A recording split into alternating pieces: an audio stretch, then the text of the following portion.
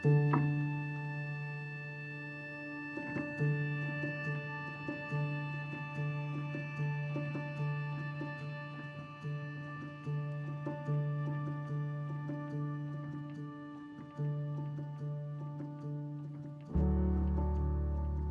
I was born in the Eastern Cape, Transkei. It's a village close to Cape Town. Where I grew up, we lived in a shacks. Black people were restricted to townships, and we could only attend schools with the black communities. Our education was very poor. When I look back today, it's not a good life. We have our toilet facilities outside. We never used to have running water. For the whole street, we use one tap, to get our water. We used to see the white soldiers driving through the townships. Sometimes we used to go out of the house and wave to them. When they smile at us, we used to feel very happy. Sometimes they used to point a gun at us. I remember a few times, which used to really scare us, but it was just one of those things. My father used to work in a furniture shop as a driver. Those days, black people couldn't get good jobs or professions. That is how it was in most black communities in South Africa.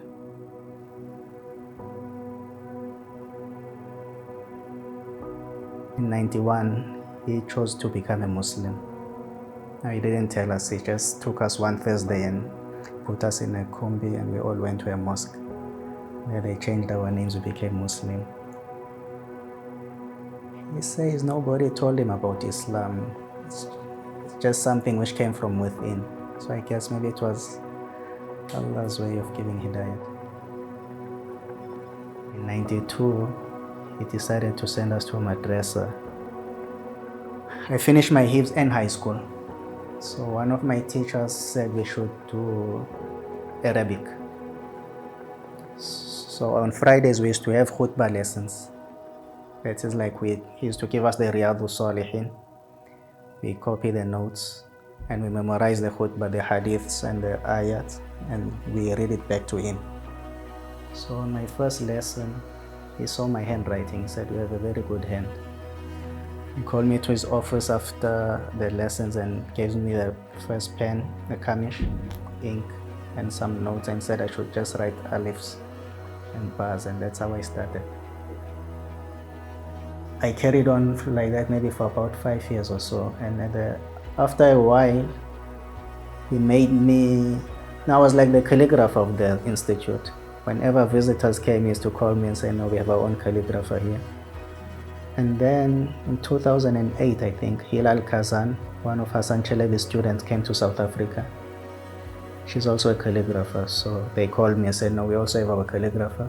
And I brought my khutbah books and my writings. And she said, "No, he's got a good hand, but he needs a teacher." So when she came back to Istanbul, she spoke to Hassan Hoja and said, "There's a young man, he's a Hafiz also, and he would like to be a student." And he wasn't taking students at that time, but he said, "Since he's a Hafiz, I will make an exception and let's see how it goes." I came 2009 for 4 months, just to try if I could do it or not. And then they said I had a good hand, but you cannot become calligrapher in 4 months or 1 year. When I started, I really loved it and enjoyed it. And I wanted to be one of the best, not just in South Africa, but after coming to Istanbul, I realized that I wanted to stay more than 1 year. I used to spend many hours, sometimes until after Fajr. It used to be sometimes 10 hours, sometimes more. There's a lot of people who do 2, 3, 4 years and they think they are the best. They think they are finished. They think they are all there. But calligraphy takes a long time. It's a lifetime journey. That's why we are still here.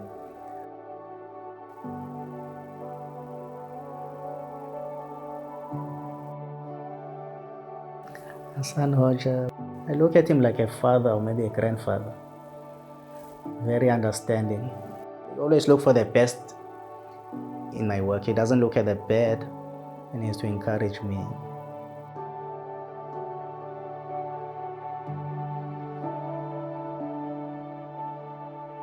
This is the collection. This was very old. I think I did this 3 years ago. فيها كتب قيمة. This is محقق بسم الله.